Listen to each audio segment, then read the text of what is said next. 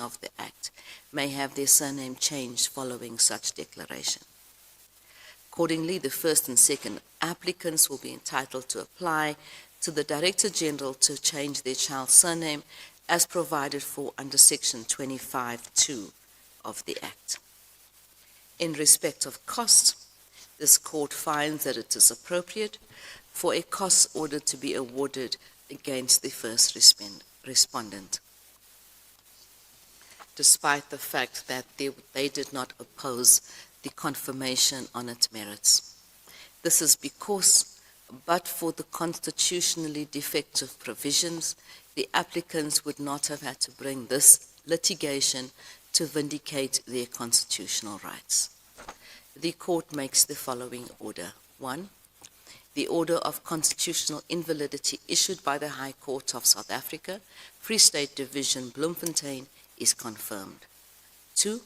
Section 26(1)(a) to C of the Births and Deaths Registration Act 51 of 1992 is declared unconstitutional to the extent that, in violation of Section 9(1) of the Constitution, it violates irrationally on the ground of gender, and to the extent that, in violation of Section 9(3) of the Constitution, it unfairly discriminates on the ground of gender by failing to afford a woman the right to have her spouse assume her surname, failing to afford a man the right to assume the surname of the woman after marriage, failing to allow for a married or divorced man or widower to resume a surname which he bore at any time, and failing to allow a man, whether married or divorced, or a widower, to add to the surname which he assumed after the marriage any surname which he bore at any prior time.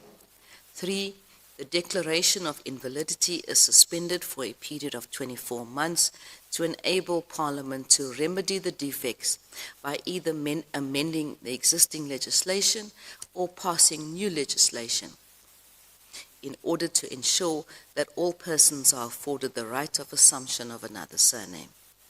Pending the coming into force of the new legislation or amendments to existing legislation designed to afford the right of assumption of another surname as set out in Section 26(1) of the Act, it is declared that the provisions of Section 26(1) shall not apply when a person after marriage assumes the surname of the spouse with whom such person concluded a marriage, or after having assumed such surname, resumes a surname which they bore at any prior time. B. A married or divorced person, or a widow or widower, resumes a surname which they bore at any other time. And C. A person, whether married or divorced, or a widow or widower, adds to the surname which they assumed after the marriage any surname which they bore at any prior time.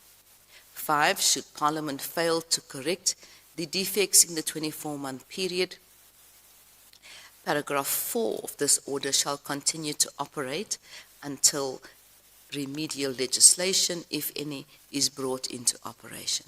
6. The first respondent is ordered to pay the applicant's costs in this court, including the costs of 2 counsel where so employed. I hand down the judgment. Thank you.